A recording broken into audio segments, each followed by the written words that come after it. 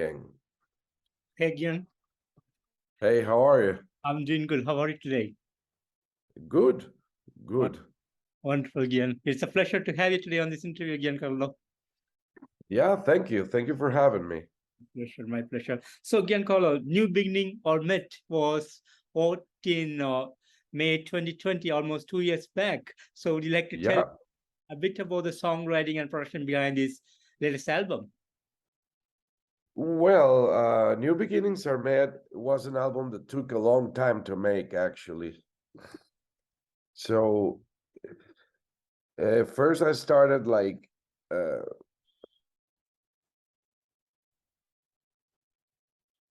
first we started out afterwards we released our second record, Relentless is Our Strength, back in 2011.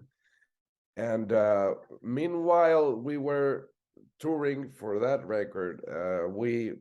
This is like it always happens. You have some ideas here and there and all that. We went touring Canada, and that's when I got myself.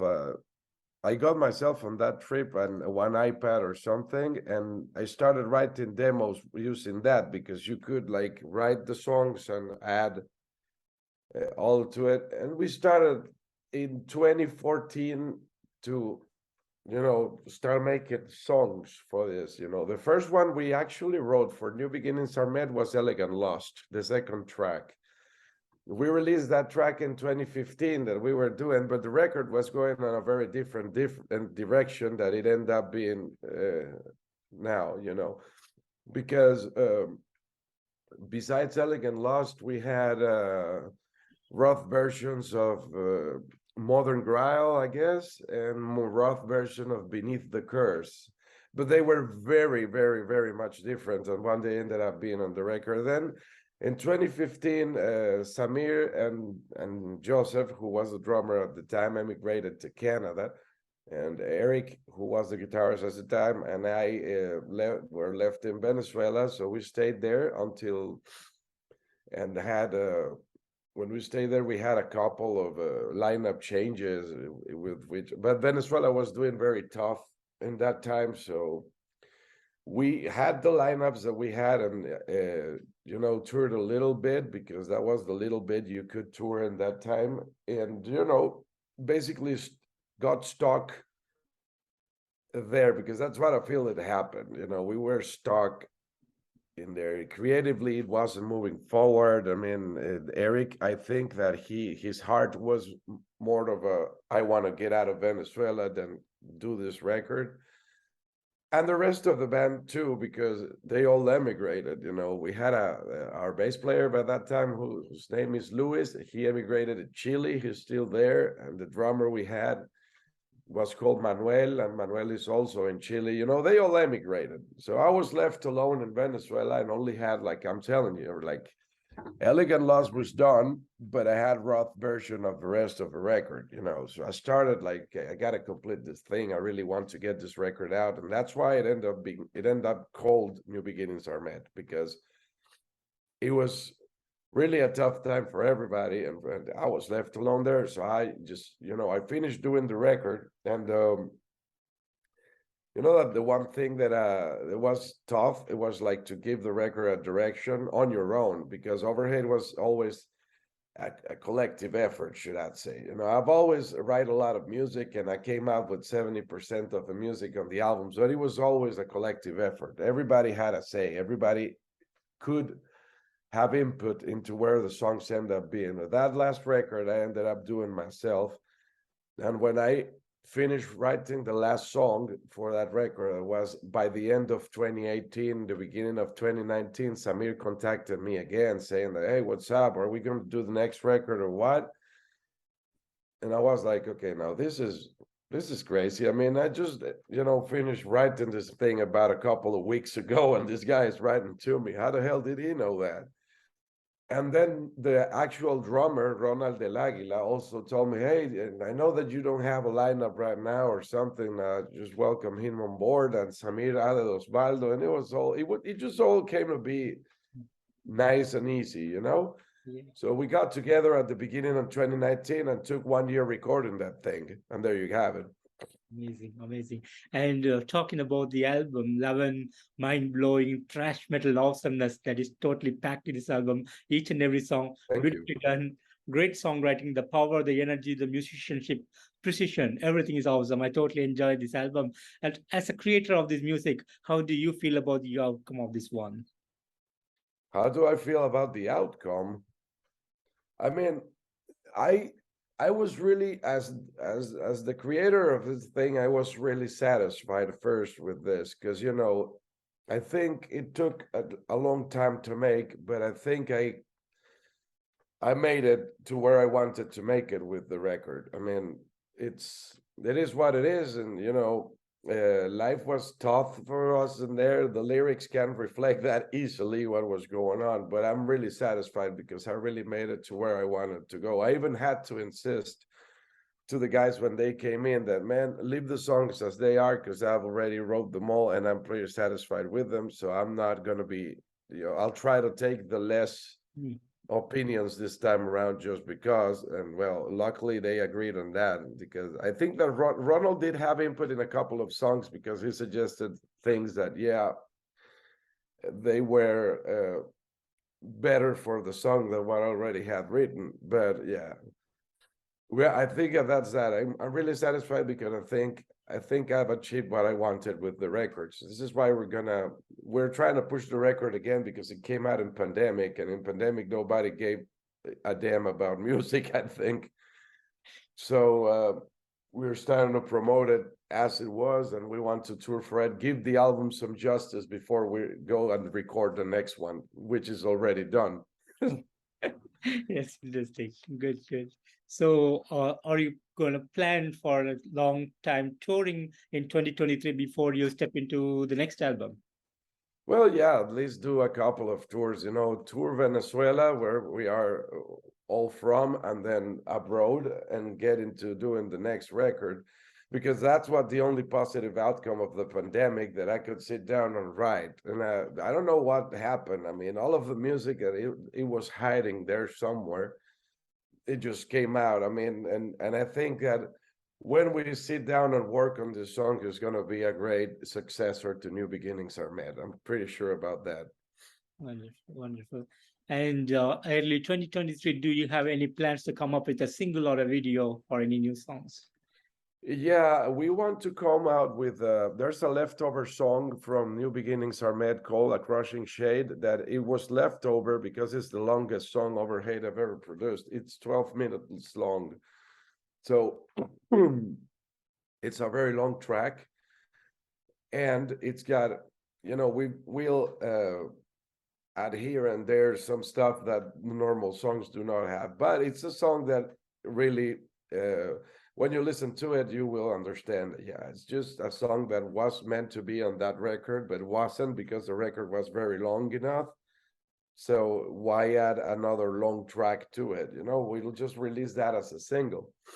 Video wise, we're gonna go for the video for the song called Our Problem, which is a song from New Beginnings Are Made. That song is like a radio friendly song, and we wanted to do an animated video of it, but I think that we will end up doing a normal video for that because before I left Venezuela for let's say I had like a business trip going on right now. So before I did that, I already have spotted the locations we're going to use, and it was very good. So Wonderful. that video is also due. So we'll give yourselves one new song and one new video. How about that? And then we give you one new record afterwards. Sounds awesome. And Overhate was formed back in 2003, and now you have three albums in hand. So, how Yeah. do you feel the road that you travel, and how was the musical journey, the experience for you so far? Well, I mean, I guess it was pretty magical, I have to say, because we started out with a very different lineup. But when it all started, I was in a band, and then the rest of the lineup were in another band, and those two bands simply ended like that. And I used to hang out with those guys always. I mean, and When they needed an amplifier to play live, I lended mine. We were always together. So when they needed a singer, Eric was like, he told the rest of the band, like, where the hell are we going to look for? This guy is doing anything, So he brought me in, and they already had a guitarist. So when Overhate first started, I played bass and did vocals. So we basically prepared the first record like that. And I mean, I did like it. It was really cool. We started doing our first live shows in Caracas, which is our hometown. Then we started touring the areas around it. Then we went to Colombia when the album was done. I mean, it was good. Thing is that for this kind of if it was tough before, now it's harder, but it was tough before as well. I mean, you need to have like the will to do it and understand that money will come then, because most people get frustrated easily. True, so true. And would you like to share some of the highlight moments of your career? Yeah, I mean, I guess it depends on how you see it, but a highlight moment of the career Overhate was when we showcased the Relentless or Strength record, because we showcased it at a very, very prestigious theater in the city of Caracas. I mean, when we were confirmed to play that theater, I was like, oh my God, we should have been, or we may be still to this day, the only extreme metal band that I ever played at stage, because, we went there and did the full production. I mean, you can see it, there's a video of it, like a Marshall wall, and it was pretty cool. We showcased the record, and the good thing about that day is that when you went to the show, you got a free record if you bought the ticket. So we did draw little people, but they all got the record that day. And that, when that record came out, everything was going good here, because extreme music for some reason was started being accepted in Venezuela. We were nominated to the Distortion Awards, and the Distortion Awards is like it's called Distortion, or were called Distortion Awards in that time, but they were for pop music. They didn't do metal. And in that year, that was the 2011. In that year, they nominated us and a bunch of other extreme metal bands. And it's gonna be like really funny, and the rest of the world it may be normal, but in Venezuela it should have been really an impression to be sitting there, and everybody was waiting for like the nominations for, like, best urban song, best pop song, best whatever. And when they came out with best metal song, everybody was with raised eyebrows. What the hell is this? That was pretty cool. Then the rest of it's gotta be normal. I mean, because highlights, it might be in the year 2014 was when the band financially was able to maintain itself. It could exist on its own, and it was really cool. But it is what it is. Everything went down. We in 2014, we just came back from Canada playing the Indie Week, and we had a lot of big plans for Overhate, which sadly didn't realize back then. But well, again, it happened that way. So yeah, there's nothing else to say. Thank you.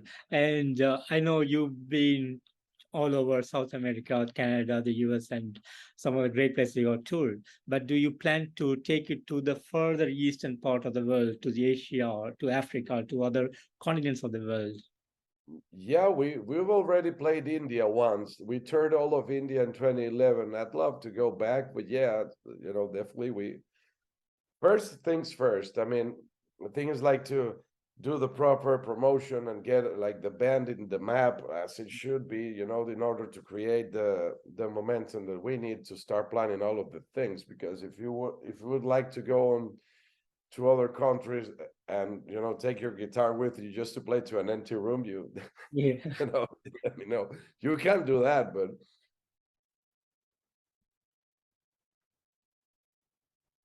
but it would not be like if you want to go on vacation, you'd rather go without the band. But yeah, that's what we're planning right now. We're working on it. Wonderful, wonderful. And what will be the plans for the end of 2022? Well, at the end of 2022, I think we'll just do the video for our problem. That's the only thing we have to get out of the way. Do the video for our problem, and I know that Ronald is tracking the drums for Crushing Shade, so that leftover song will also be ready for, by the end of 2022. So we'll begin 2023 with fresh material. I also have to do the vocals again for that track because we change a bit of things and we got to record a bunch of stuff, that the song would need, but rather other than the drums, the bass, and the guitars, we will add other stuff that I have to do when I get back home. Well, we'll certainly will have and we'll release it upon you. So Fantastic. Fantastic. And finally, what would be the message that you want to give to the fans around the world? Well, we got pandemic out of the way. So you feel free to go to the concerts and still support heavy music, people. Fantastic, fantastic. And Giancarlo, I want to thank you so much for giving me today this wonderful opportunity to have you on this interview to talk about the new album and much of the future plans. Thank you so much for everything that you shared today. And Yeah, thank you for having me. thank you. And thank you for the amazing music over the years. And we are looking forward for more great things from Overhate. And I wish you and the entire band all success in the coming days. And thanks again. Yeah, you will have it. Thank Thank you. you. Take care. Bye-bye. Bye.